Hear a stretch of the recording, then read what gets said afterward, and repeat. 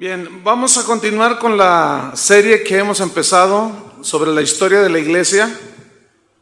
Hoy es el segundo tema que vamos a tratar y vamos a hablar sobre la persecución de los cristianos.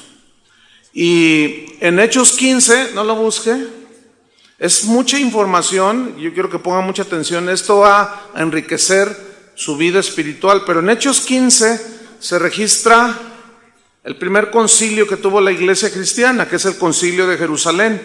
Esto fue en el año 50 después de Cristo. ¿Cuál fue el asunto a tratar? El asunto a tratar fue si la iglesia cristiana, compuesta hasta ese momento por puros judíos, aceptaban en el seno de la iglesia a los no judíos, es decir, a nosotros. Y ellos llegan a la conclusión de que efectivamente, desde el Antiguo Testamento, Dios había profetizado que el evangelio era para todo aquel que creyera. Entonces ellos se juntan, este concilio, pues se juntaron todos los pastores y líderes de la iglesia de ese tiempo y llegaron a esa decisión. Ellos analizaban las doctrinas, se juntaban. Este es un principio que se ha perdido el día de hoy. El día de hoy yo no conozco, no recuerdo, en alguna ciudad probablemente sí ha habido, pero no es de mi conocimiento, al menos en México desconozco que el liderazgo en un país, en una ciudad, se junte para sopesar las doctrinas y sopesar lo que la Escritura dice y lo que se está hablando. Ese es un principio que debemos de recuperar, ¿sí? Ahora, la iglesia, al dar este veredicto ahí en Hechos 15, entonces la iglesia ya sin límites racistas, sin límites sectarios, ahora con una visión muy diferente, comienza a abarcar todo lo que es el Imperio Romano. Y dentro de este desarrollo destacan tres líderes cristianos, que fueron Pedro, Pablo y Santiago, que era el hermano carnal de Jesús. Pablo realizó por lo menos 3 viajes misioneros, llevando el evangelio a todo lo que era el Asia Menor, Europa, y funda iglesias a las cuales les escribió cartas de instrucción apostólica, como la iglesia a los Gálatas o la iglesia de Galacia, la epístola a los Efesios, o funda la iglesia en Éfeso, en Tesalónica, en Corinto y algunas otras más. Y Pablo, el hombre de Dios más destacado en el libro de los Hechos, hace una obra de evangelización impresionante. Y finalmente Pablo es apresado, es llevado a Roma, según la historia, y ahí escribe en Roma 4 de las epístolas que son para nosotros hoy un tesoro de conocimiento, de sabiduría de Dios, que es la epístola a los Efesios, Filipenses, Colosenses y la pequeñísima pero sustanciosa carta a Filemón.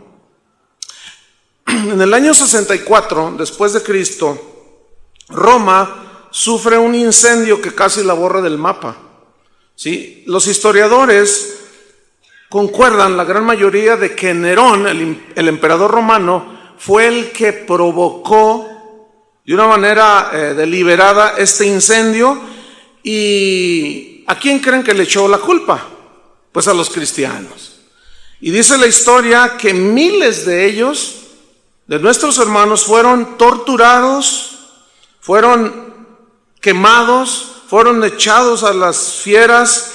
Y en el año 70 después de Cristo se cumple una de las profecías más asombrosas del Nuevo Testamento, cuando Jesús profetizó la caída de Jerusalén. El emperador romano Tito entra, sitia la ciudad de Jerusalén.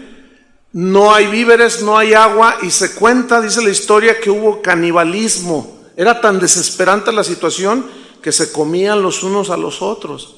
Pero eso era parte del juicio de Dios sobre la incrédula Jerusalén. Dice la historia que en los jardines del palacio donde Nerón vivía, quemaron a tantos cristianos, fueron miles. Dice la historia que en esos patios enormes los ponían como antorchas. Los rociaban de combustible, ¿sí? Y los prendían para que iluminara los jardines de Nerón. Aquello era algo grotesco, era algo impresionante, el olor a carne quemada, pero murieron miles y miles. En esos patios donde se quemaron miles de cristianos es donde se levanta hoy, donde se asienta el Vaticano. Hubo un periodo dentro de la iglesia cristiana donde se pierden los registros de la historia. Y los historiadores mencionan esta parte como la edad sombría, que abarcó del año 68 después de Cristo al año 100 después de Cristo. Y hay ese periodo donde no hay mucha información. De pronto, llegamos al año 120 después de Cristo y se levanta este periodo, esta laguna de falta de información, con registros de los que hoy se conocen como los padres de la iglesia. Pero ¡qué sorpresa! Nos encontramos en los anales de la historia cristiana que de pronto aparece una iglesia muy diferente a la que dejaron los apóstoles. Algo pasó. El Coliseo romano, que todos hemos visto escenas, tal vez algunos hayan visitado, ese fue construido por judíos que fueron llevados cuando en el año 70 los romanos destruyeron Jerusalén y el templo lo arrasaron. Esos judíos que fueron llevados eran esclavos y ellos fueron forzados a construir el Coliseo romano, donde murieron miles y miles de cristianos. Yo creo que todos hemos visto las películas donde cómo las fieras devoraban a los cristianos. Pero aquí surgió una pregunta: ¿por qué Dios no los libró? ¿Por qué? En Hechos 1:8 dice Jesús, palabras de Jesús diciendo: y me seréis testigos en Jerusalén, en Judea, en Samaria y hasta lo último de la tierra. Esa palabra que aparece, que nosotros leemos como testigos, es la palabra griega martureo, que significa mártir, de donde viene la palabra mártir. Entonces escuchen, Jesús les dijo: y me seréis mártires. ¿Qué es un mártir? Es alguien que ofrece su vida por una causa. Entonces Jesús les estaba profetizando: y me seréis mártires. En Mateo 5, versículo 11, allí Jesús da una bienaventuranza. Mateo 5, 12, déjenme leérselo. Una bienaventuranza a los que serían perseguidos por causa del evangelio. Él dijo: bienaventurados sois cuando por mi causa os vituperen y os persigan, y digan toda clase de mal contra vosotros, mintiendo. Gozaos, dice, y alegraos, porque vuestro galardón es grande en los cielos, porque así persiguieron a los profetas que fueron antes de vosotros. Pasan los años, llegamos en este periodo de falta de información, llegamos al año 90. El emperador romano Domiciano inicia una persecución contra los cristianos en todo lo que era el imperio romano. Y Juan el apóstol, que fue el último de los que quedó vivo, o el último en morir, fue llevado preso bajo el gobierno de este emperador Domiciano.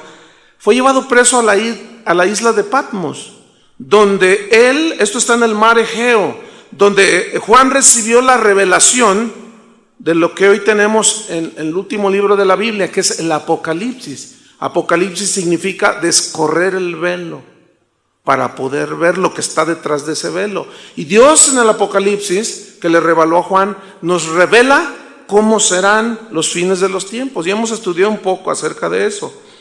Cuando comienza el siglo segundo de la era cristiana, en ese entonces ya había cristianos por todos lados, ¿sí? En toda Asia había muchos cristianos. En el norte de África había muchos cristianos. En España había cristianos, aunque no lo crean.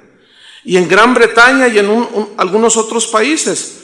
En el año 112 después de Cristo, bajo el gobierno del emperador romano Trajano, los templos paganos, fíjense, los templos que en un tiempo se usaron para la adoración a los dioses paganos, estaban casi solos.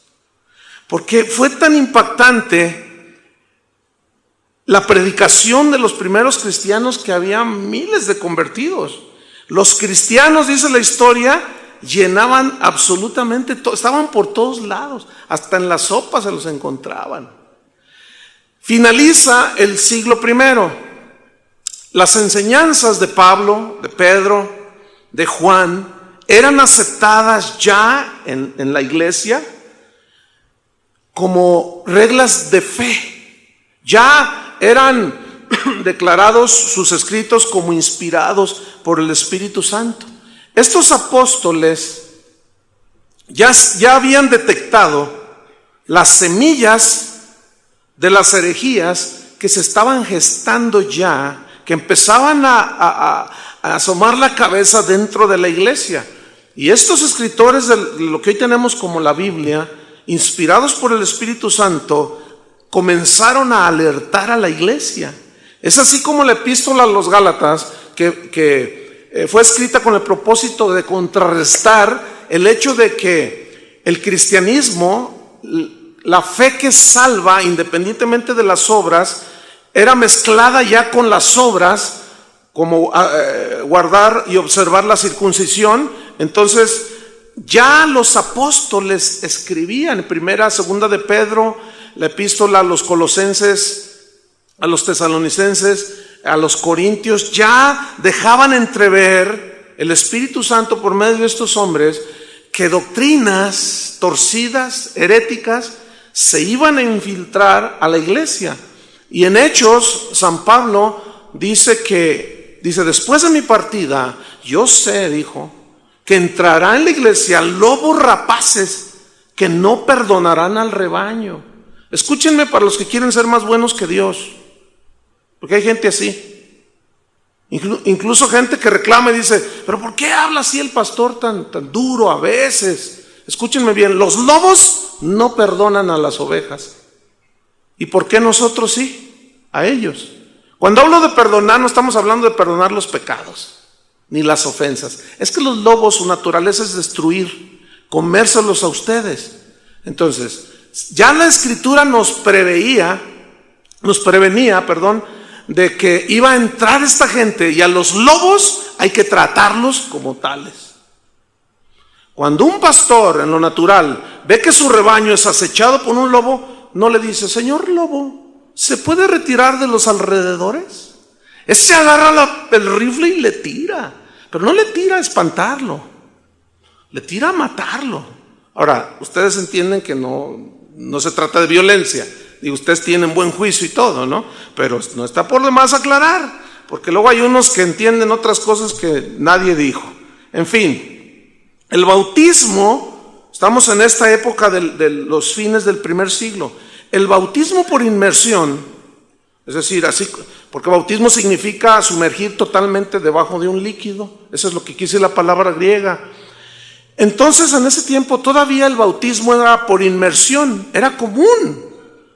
Pero después del año 120 comienza la historia a registrar los primeros bautizos por aspersión, o sea que los chispeaba nada más. Decía, yo te bautizo en el nombre del Padre. Es que eran tantos los convertidos que pues ya les costaba trabajo, no sé, y empezaban a desvirtuar. Y nada más les tiraban agua o poquito.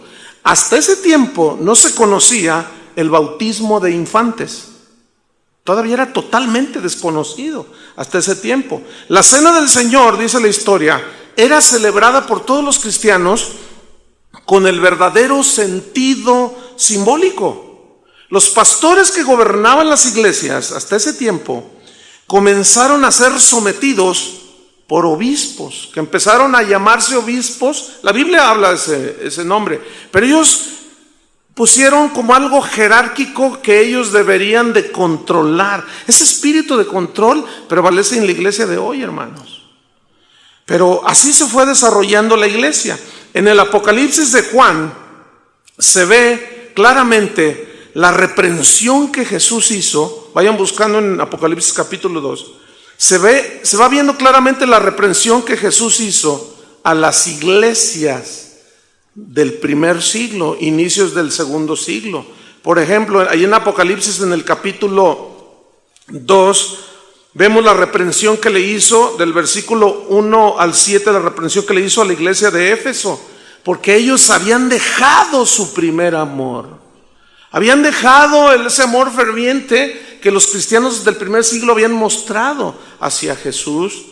En los versículos 8 al 11 hay un mensaje a la iglesia de Esmirna, cristianos que tenían temor de sufrir por Cristo, pero Jesús los alienta a que no teman sufrir, que iban a ser echados a la cárcel, pero Él prometía estar con ellos. De los versículos 12 al 17 está el mensaje a la iglesia de Pérgamo, y ahí Jesús está reprendiendo, está llamando la atención a los cristianos sobre el peligro de las falsas doctrinas que ya estaban introduciéndose a la iglesia, y los pastores y los líderes no hacían nada. Se estaban mezclando ya las doctrinas de Balaam, que hacía negocio con el evangelio.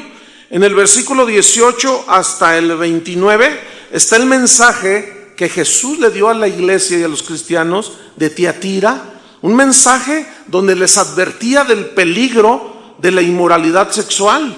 Ellos toleraban a una mujer llamada Jezabel que seducía a los cristianos a vivir una vida de inmoralidad. No pasa nada, la gracia de Dios, la super G, la super gracia, la gracia de Dios, no pasa nada. ¿Qué tiene que ustedes hagan esto?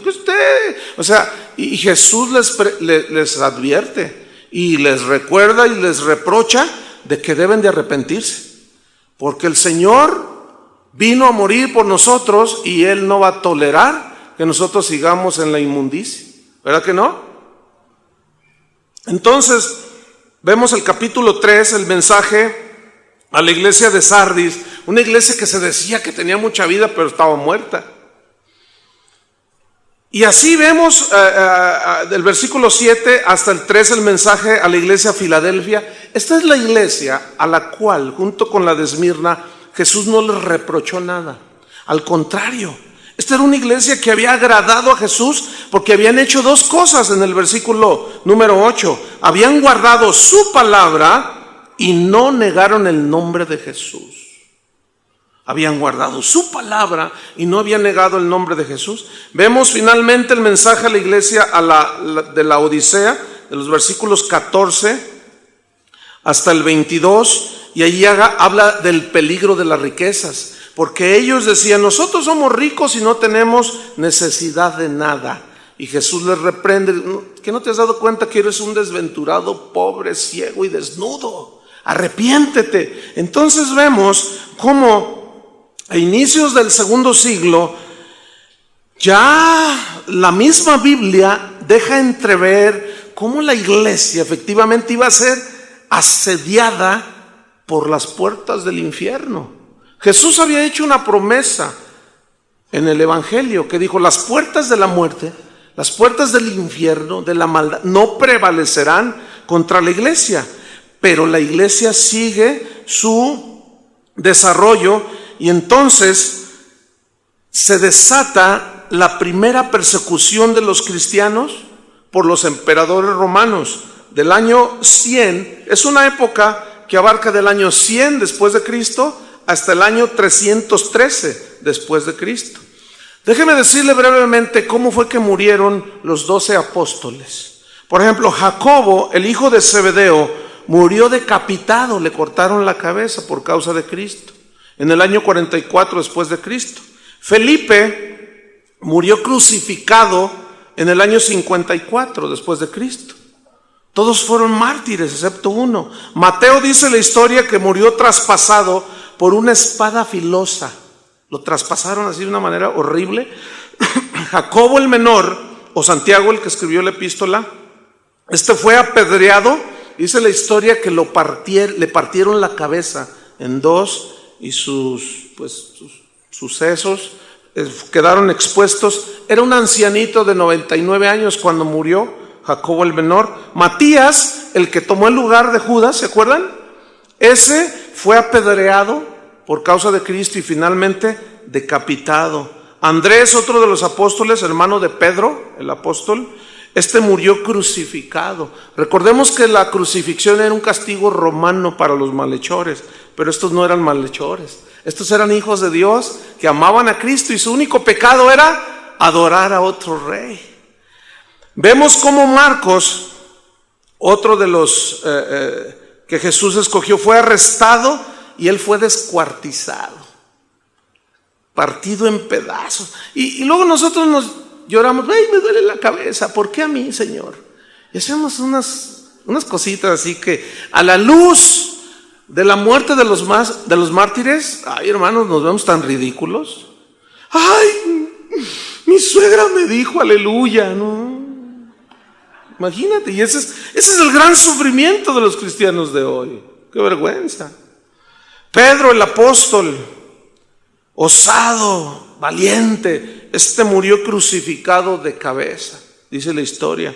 Judas, Tadeo, murió crucificado también. Bartolomé fue azotado de una manera despiadada antes de ser crucificado también. Y Tomás, el que dudaba, ¿se acuerdan? Que decía, hasta que no meta mi mano donde te traspasó la lanza. ¿Saben cómo murió? Atravesado por una lanza. Así murió Tomás. Y Juan, el que escribió el Apocalipsis, fue el único de los apóstoles que murió de muerte natural. Ancianito. Fue el único que no fue un mártir. Bueno, cosas de Dios, cosas que solo Dios tiene en su voluntad. Es así como nosotros entramos a las persecuciones en el año 100 hasta el año 313, cuando aparece el emperador Constantino. Pero vámonos por partes. El pretexto que usaron los emperadores romanos para la persecución a los cristianos es que ellos no adoraban a los dioses paganos. Ese era el gran pretexto de ellos. Hubo un emperador que dijo, bueno, los cristianos no adoran las imágenes ni los ídolos que nosotros tenemos, y uno de los emperadores mandó a hacer una estatua de Cristo. Y les dijo, bueno, yo quiero ver que todos adoren. A ver, ya les hice una estatua de Cristo. Y se las puso enfrente de los cristianos y se quedaron parados sin pestañear. Y ¿por qué no adoran a Cristo? Y dicen, ese no es Cristo. Cristo está en el cielo. Cristo no es una imagen. Cristo no es una estatua. Y no los podían entender.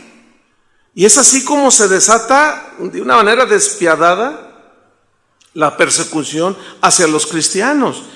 Avanza la historia y los cristianos en ese tiempo eran catalogados como gente insociable, gente sombría, aburrida. Y fíjense, los romanos les decían ateos porque no adoraban a sus dioses. Hoy mucha gente piensa que ser cristiano es ser aburrido. Yo les pregunto, ¿es ser aburrido ser cristiano? Yo creo que es la aventura más extraordinaria que hemos tenido, ¿no es cierto? El ser cristiano, ser guiados por el Espíritu Santo es algo extraordinario. Entonces vemos cómo la adoración al emperador en ese tiempo se tenía como prueba de lealtad. Todos adoraban la estatua y al mismo emperador como Dios.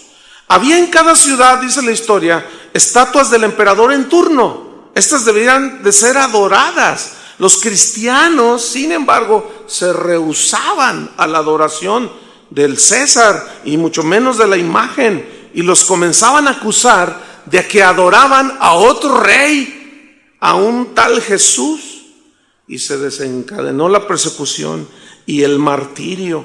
Pero a causa de esta persecución, los cristianos se reunían en cuevas, nada los detenía, Se reunían en cuevas, las catacumbas que hoy siguen existiendo en Roma, que son kilómetros. Hay muchas tumbas hoy. Allí mismo enterraban a los cristianos con epitafios: vivió para su Señor y hoy está en su presencia. Aquí yace fulano de tal que entregó su corazón a Cristo. Aquí yace la joven fulanita de tal que fue martirizada y dio su vida por Cristo. Es una cosa impresionante cuando usted llega a ese lugar. Ahí está como un testigo mudo de todos esos hombres y mujeres que dieron su vida por Cristo. Y el cristianismo entonces, en ese tiempo se consideraba a todos, ya la enseñanza de los apóstoles había sido recibida de tal manera, y los cristianos habían entendido que comenzaron a considerar a todos los que abrazaban el cristianismo iguales. Ya no había esclavo ni libre, judío ni gentil. Ya no había ni griego, ni sabio, no, los consideraba iguales en medio de una sociedad que estaba ya haciendo división entre pobres, ricos. Y el cristianismo, todos los que entraban a formar parte de la iglesia, se miraban como hermanos, se miraban sin distinción si tú eres rico, si tú eres pobre, y eso trastornaba el orden social de ese tiempo. Y no les gustaba a los emperadores romanos, y no les gustaba a la gente rica, que cuando alguno rico abrazaba el cristianismo, era semejante al pobre, y ellos no entendían y se quejaban, y los emperadores se iban con todo sobre los cristianos. Entonces, así transcurre hasta el año 313 después de Cristo. Hasta ese tiempo el cristianismo era prohibido bajo pena de muerte. Ser cristiano equivalía a que si te descubrían, te lanzaban a las fieras, o te quemaban vivo, o te crucificaban, o te cortaban la cabeza. Así era en ese tiempo.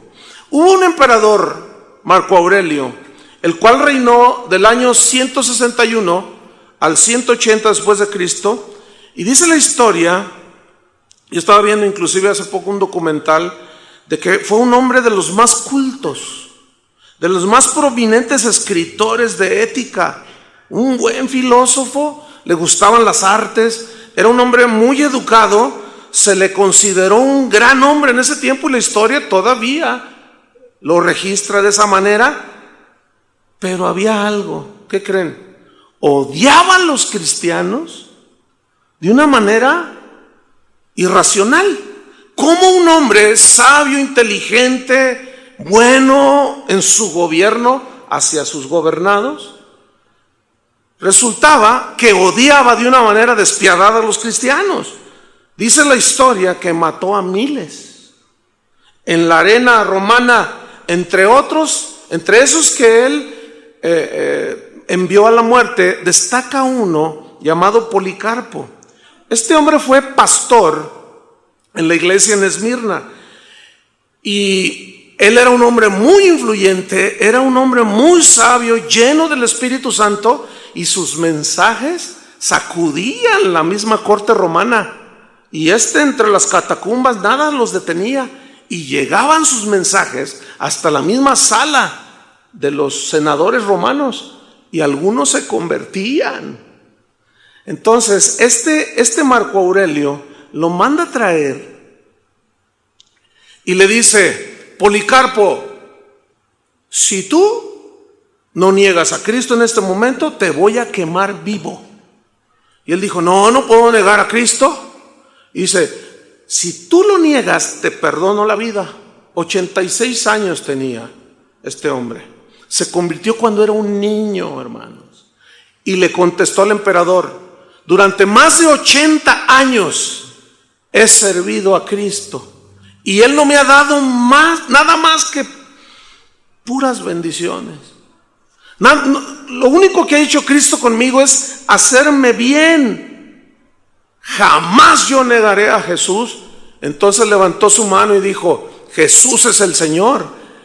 Y él utilizó una palabra que en el griego es Kyrios, que significa Señor de todo. Entonces cuando Policarpo dice: Jesús es mi Kyrios, Jesús es mi Señor, todos decían: César es el Kyrios. Entonces cuando él dice: Cristo es mi Señor de todo, da una orden, lo llevan a la hoguera. Y qué impresionante este hombre. Dice la historia que cuando lo estaban amarrando a la hoguera, empezó a cantar con alegría, con gozo, y miraba hacia el cielo. Y dice la historia que cuando prendieron el fuego, las llamas como que no le llegaban. Y él cantaba a Dios. Señor, decía en su canto, recibe mi espíritu, y muchas cosas decía. Entonces mandó, fíjense lo que sucedió, a que lo traspasaran con una lanza. Entonces cuando lo traspasan justo aquí en el vientre, dice la historia, avalada por esa historia secular, aquí ya entramos en eso, en los historiadores romanos de ese tiempo, que fue el tal, el flujo de sangre que arrojó, que se apagó la hoguera. O sea, unas cosas que sucedían extraordinarias. Finalmente, él murió y fue quemado. Sí, pero la gente de ese tiempo odiaba tanto a los cristianos, hermanos. Escuchen bien, nosotros nos vemos ridículos cuando nos sentimos perseguidos por el vecino, porque nos dicen algo allí en el trabajo o en la escuela. Por eso es importante que nosotros conozcamos la historia de la iglesia, para darnos cuenta dónde estamos parados y qué somos y qué clase de cristianos somos también. Aparece en la historia Justino, llamado Justino mártir. Este hombre era un filósofo pagano que se convirtió al cristianismo y fue uno de los más eruditos de la época. Este fue un gran defensor de los cristianos. Hizo muchos escritos en favor de los cristianos que apelaba a las leyes de Roma, y Roma se jactaba de tener el derecho romano. Derecho romano que ha influido incluso en nuestro país, fíjense. Y él apelaba al derecho romano. ¿Y cómo juzgan a esos inocentes si nosotros, decía, si Roma se jacta de ser democrática y de tener el mejor código de ética respecto al derecho? Entonces este hombre, a causa de sus escritos, un día le llenó de piedritas al emperador el zapato, y pues lo tomaron, lo echaron a la arena, al Coliseo romano, y los leones lo devoraron. Pero dice la historia que un león lo tomó de una parte de su cuerpo, otro de su cabeza, jalaron contra el uno al otro y le arrancaron la cabeza. Esto está en los anales de la historia, hermanos. El emperador Severo, así se llamaba, y hacía nombre de gala de su nombre. Este fue considerado por los cristianos de ese tiempo como el anticristo. Ellos creían que era el anticristo, imagínense, por el odio que manifestó hacia los cristianos y la hazaña que usaba para matar a los cristianos. Llega otro emperador, Diocleciano. Este ordenó quemar todos los escritos de los cristianos, todos aquellos escritos en defensa de ellos. Los lugares donde se reunían los cristianos eran derribados, eran quemados. Este hombre, Diocleciano, promulgó una ley que despojaba a los cristianos de su ciudadanía. Ya eran un cero a la izquierda, ya no tenían personalidad jurídica, eran nada en el imperio por esa ley. Entonces, en ocasiones dice la historia que juntaban a los cristianos en una reunión como esta, los encerraban y les prendían fuego y morían ahí calcinados.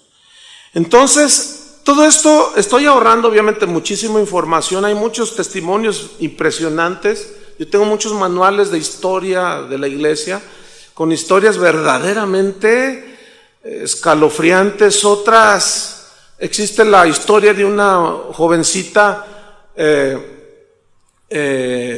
ay, se me fue su nombre, aquí lo tenía, que ella tenía 12 años cuando fue martirizada, y ella era de constitución delgadita, se veía débil, pero sus padres la habían guiado en el camino del Señor, y cuando los prenden a sus padres y a ella, los sacrificaron enfrente de ella y le dijeron: niña, te vamos a hacer lo mismo si tú no niegas a Jesús. Dijo: jamás voy a negar a Jesús.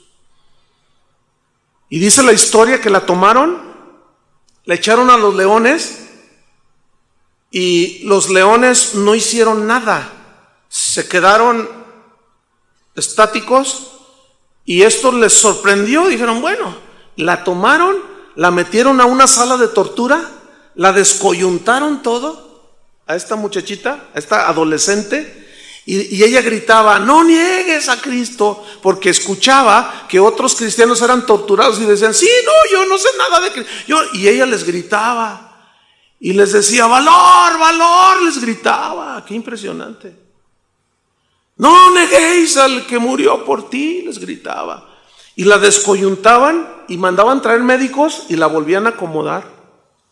Sus brazos, sus muñecas, sus muslos, para volverla a torturar, hermano. La niña murió, está enterrada en las catacumbas en Roma y hay un epitafio allí. Blandina se llamaba la chica, ya me acordé su nombre, Blandina. Cuando yo estaba leyendo eso, decía, ay, qué diferentes los jóvenes de hoy. Pero yo creo que Dios está levantando una nueva generación de jóvenes, ¿verdad que sí? Que van a dar su vida por Cristo.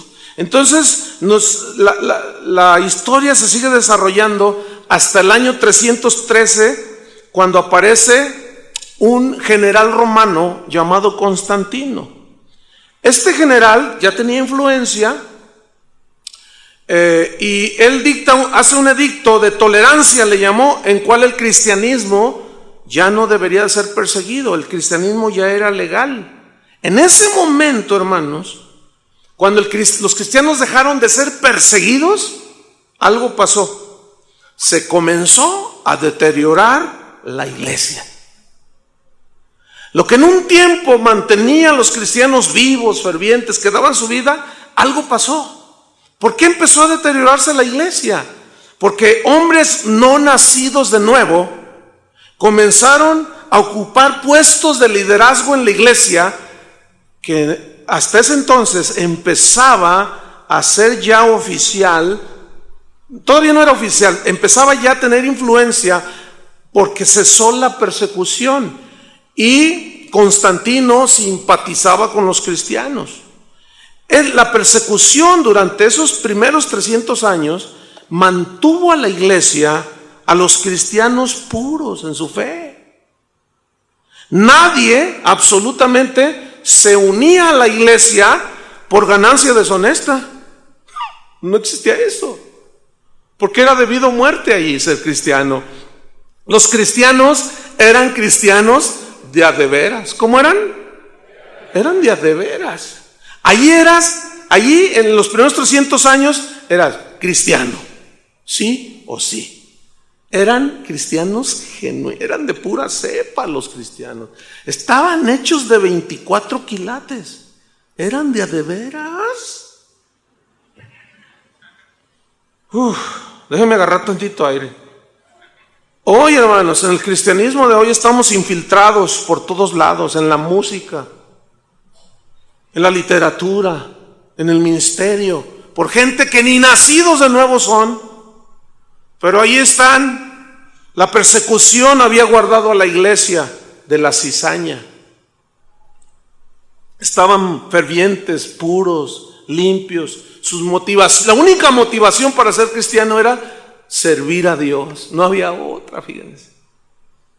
Entonces el cristianismo, llegamos al punto en que es implantado por Constantino como la religión oficial en todo el imperio romano, cuando él toma en el año 323, sube al trono ya como el emperador romano, pero previo a cuando él toma el gobierno como emperador romano, en el año 312 se estaba gestando todo esto. Y hubo una batalla entre Constantino y un tal Magencio, que dice la historia que era un hombre malo, perverso. Y hubo una batalla donde los soldados romanos estaban en un valle para tener una batalla terrible, y Constantino tenía temor porque eran despiadados guerreros. Y dice la historia que, bueno, él todavía no se convertía al cristianismo ahí, pero ya simpatizaba. Ya escuchaba algunos mensajes. Dice la historia que él miró al cielo, Constantino, y él testifica, y la historia lo registra así, que él vio unas letras en latín que decían: por esta cruz vencerás, y estaba, según él, en el cielo una cruz. Entonces él inmediatamente identifica esa cruz como el cristianismo, Cristo. Entonces dice la historia que él triunfó en esa batalla y en 313 promulga entonces ya lo que puso fin, un decreto que puso fin a la persecución de los cristianos, así ya, totalmente. Y fue hasta el 323 después de Cristo, cuando este emperador romano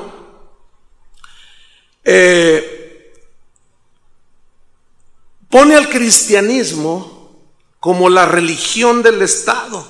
Pero hermanos, los resultados de haber puesto al cristianismo como religión oficial del Estado romano fueron más malos que buenos, fueron desastrosos.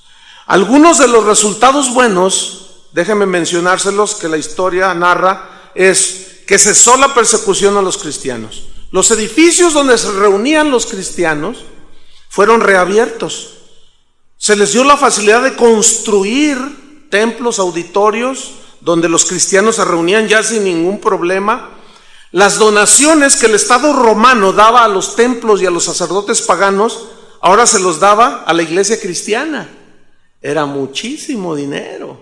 La iglesia fue exonerada de pagar impuestos. El domingo, Constantino lo oficializó como la adoración para Cristo. Eso fue bueno. La crucifixión como castigo romano fue abolida. El infanticidio fue prohibido, porque en ese tiempo, si nacía una niña y el hombre no la quería, la podía matar. Entonces el hombre, sensibilizado por la enseñanza de Cristo, comenzó a quitar muchas cosas. La esclavitud, por ejemplo, oficialmente quedó abolida. Y los pleitos entre los gladiadores, ¿han visto las películas de los gladiadores que eran encarnizadas, eran una masacre que hacían, se asesinaban, era una cosa impresionante, y toda la gente en el Coliseo gritaba de euforia, queriendo ver sangre, y era una cosa horrible. Pues Constantino prohíbe todo eso. Esas fueron de las pocas cosas buenas, pero déjeme mencionarle los resultados malos que vinieron a la iglesia cuando se oficializó como la religión del Estado. En primer lugar, tenemos que aparecen las primeras imágenes en los templos. Los cristianos empiezan a hablarle a las imágenes que tienen boca y no hablan, tienen oídos y no oyen, tienen ojos y no ven. Los fondos, el dinero del Estado, que antes se les daban a los paganos, comenzaron a darles a la iglesia, y la iglesia y los líderes de la iglesia comenzaron a enriquecerse, fíjese. Los ministros empezaron a recibir el sostén del Estado. Déjeme decirle que hay países hoy, y Argentina es uno de ellos, en que el Estado le paga a los sacerdotes. ¿Cómo la ven? Aquí quedó abolido por Benito Juárez, que luego tocaremos ese punto. Por eso pues, la Iglesia Católica dices Juárez y olvídate, ¿no? Le estás diciendo una maldición. Pero eso lo tocaremos más adelante. Los ministros llegaron a ser una clase privilegiada. Toda la gente comenzó a ver que los ministros eran algo especial ya en el imperio como ministros, y todo el mundo quería ya ser ministro por los beneficios que ellos obtenían. Pero esto provocó que hombres no convertidos, no arrepentidos, no nacidos de nuevos, hombres ambiciosos, se introdujeran en puestos de liderazgo de la iglesia. Comenzaron a tomar el pastorado de iglesias. ¿Qué puede enseñar un supuesto ministro que no ha nacido ni siquiera de nuevo, que no conoce a Cristo? Déjenme decirle algo, hermano. El día de hoy, en la iglesia de hoy, hay pastores, evangelistas y cantantes cristianos que no han nacido de nuevo, pero saben todo el lenguaje cristiano y religioso, pero no han tenido un encuentro con Cristo, hermanos. Qué impresionante es esto. Otra de las cosas fue que ahora pues ya los cristianos estaban en buenos ojos, estaban en privilegios a ojos del emperador romano, y todos querían ser cristianos. Fíjate, el cristianismo se volvió, ya ser cristiano era como la moda. Déjeme decirle algo. Vamos a nosotros a vivir una época parecida a esta, donde ser cristiano es como ser una moda. Y ya lo estamos viendo. Hoy artistas que no están convertidos cualquiera dicen: yo ya soy cristiano, me compartió Yuri. Yo ya soy cristiana, me compartió fulana.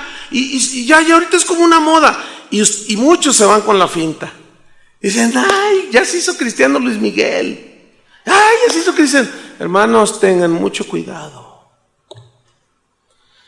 Hombres corruptos, ambiciosos de poder político, comenzaron a infiltrar la iglesia. Ustedes estos datos van a cobrar mucha vida cuando lleguemos a la Edad Media. Van a ver, hermanos.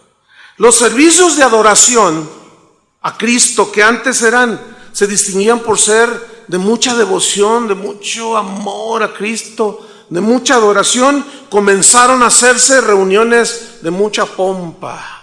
Ahora eran aquellos trajes despampanantes de los religiosos, de los líderes de la iglesia, cargados de oro, así. Empezaron a usar gorros, empezaron en sus vestiduras a incrustar oro, perlas, y ahora era como la gente iba a ver más la suntuosidad, la majestuosidad de las vestiduras de los ministros de Dios de ese tiempo. Eso es entre comillas, que ir a adorar a Dios.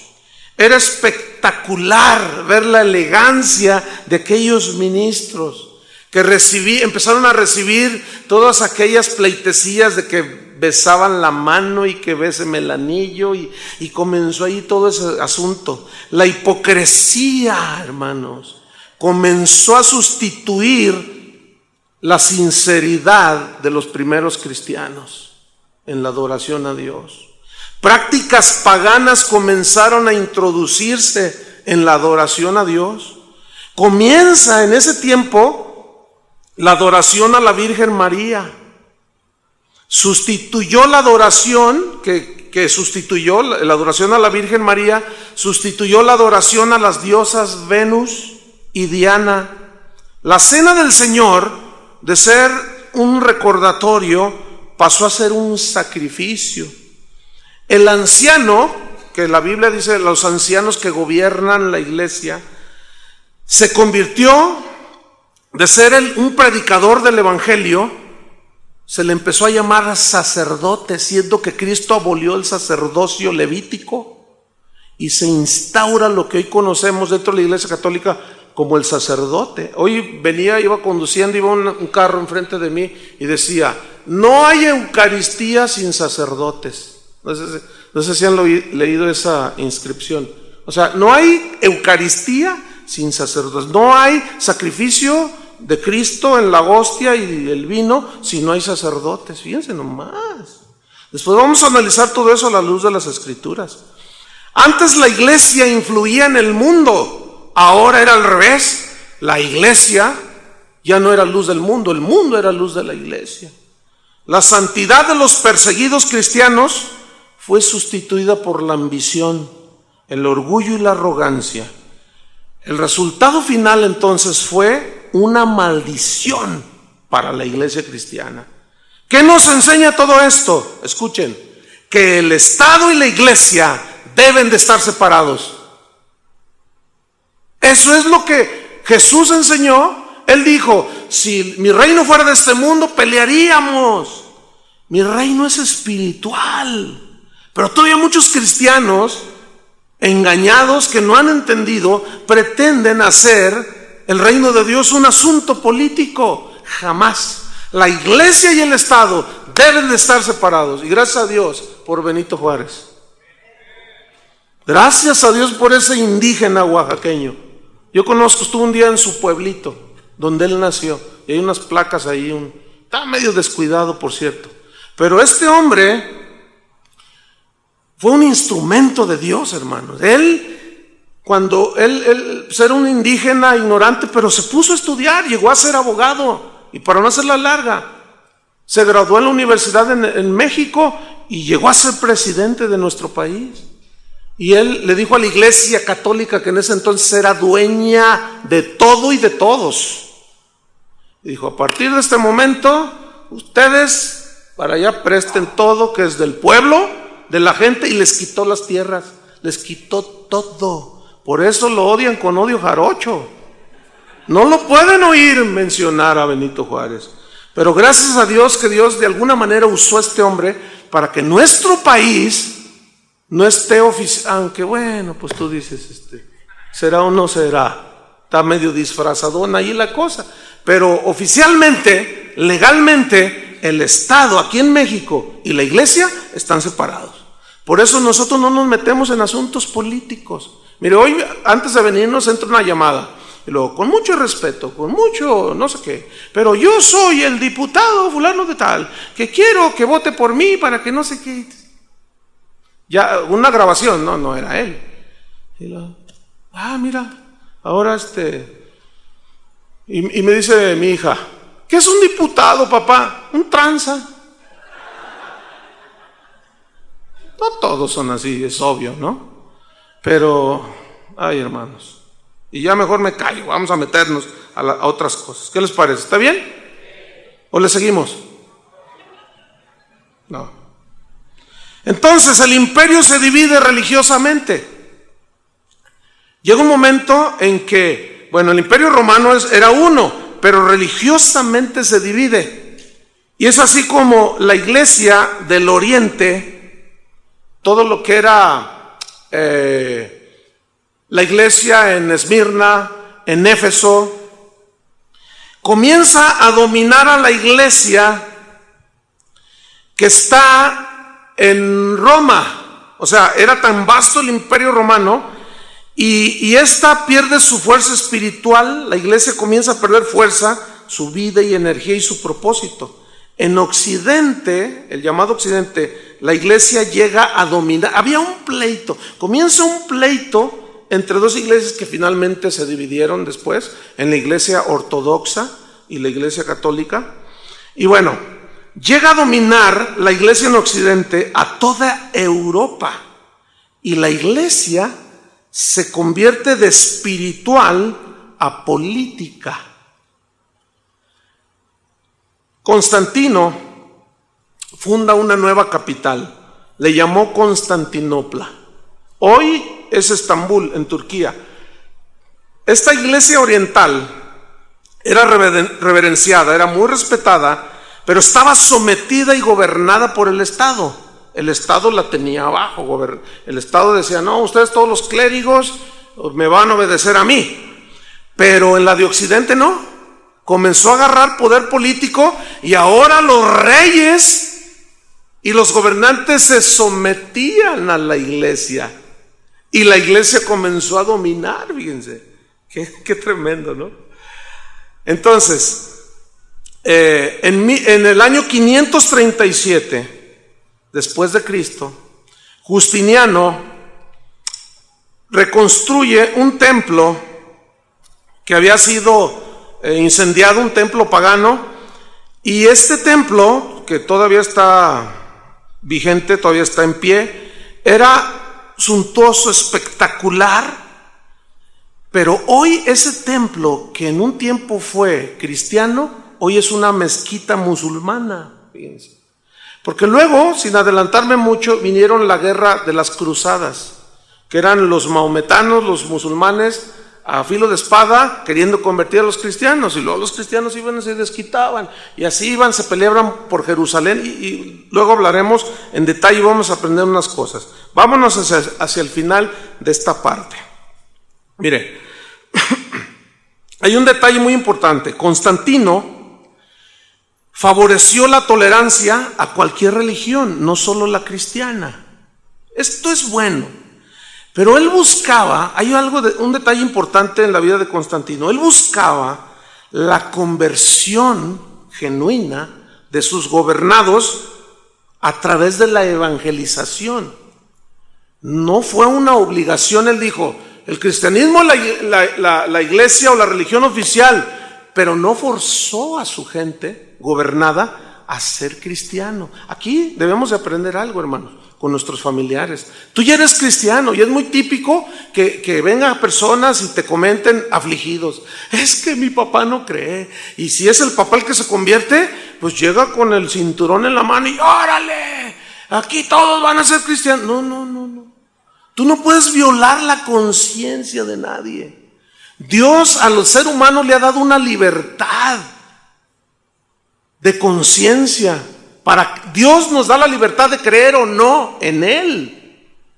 Entonces, nosotros vamos a seguir este principio, este detalle que tuvo Constantino. Nunca forzó a los cristianos o a la gente a ser cristiana. Él motivó la evangelización, la predicación. Entonces, aquí hay una reflexión, y la reflexión es: no debemos nosotros de forzar a nadie, pero sí debemos de predicar, y cada quien va a responder como quiere y le parece. Hay una libertad, gracias a Dios, porque en México tenemos esa libertad hoy, ¿no es cierto? Y podemos predicar con libertad y nadie nos dice nada, pero no podemos forzar a nadie, hermanos, absolutamente. Fíjense que esto ayudó porque los emperadores que siguieron a Constantino, estos no fueron muy tolerantes con los paganos, porque siguieron algunos simpatizando con el cristianismo, otros no, como lo vamos a ver. El Estado castigaba con cárcel los ritos paganos. Ahora, fíjate, ya se volvió perseguidor. Hubo un momento en que algunos emperadores dijeron: no, todos cristianos a fuerzas, porque es lo mejor que hay. Entonces, fíjate, los líderes cristianos, de ser perseguidos, se volvieron perseguidores. Entonces ellos, lo que en un tiempo hicieron con ellos comenzaron a hacerlo con los paganos que no se convertían al cristianismo. ¡Qué horrible! Un hijo de Constantino estableció pena de muerte a los adoradores de ídolos. Dijo: no, aquí todos somos de Dios. Y aquí no, cero paganismo. Y el que encontraban ahí hincado ante un poste, lo agarraban y lo descuartizaban. Se decretó una ley que se castigaría a quien hablara o escribiera en contra del cristianismo. Fíjate nomás, qué intolerantes, ¿no? El paganismo quedó en ese tiempo prácticamente exterminado, y el cristianismo triunfó, entre comillas, contra el paganismo, pero a la fuerza. ¿Se acuerdan cuando llegaron los conquistadores españoles que a filo de espada implantaron su religión? Así pasó en ese tiempo. Es momento de terminar, pero déjeme hacer una última reflexión. Esto que nosotros estamos aprendiendo o recordando de la historia nos va a dar una luz, hermanos, profunda. Cuando lleguemos en un momento de esta serie, vamos a entender muchas cosas, hermano, y Dios va a infundir en ustedes algo que está infundiendo en los estudiantes donde yo estoy dando esta materia, que ya la terminé, por cierto. Fueron 20 sesiones de hora y 20 minutos.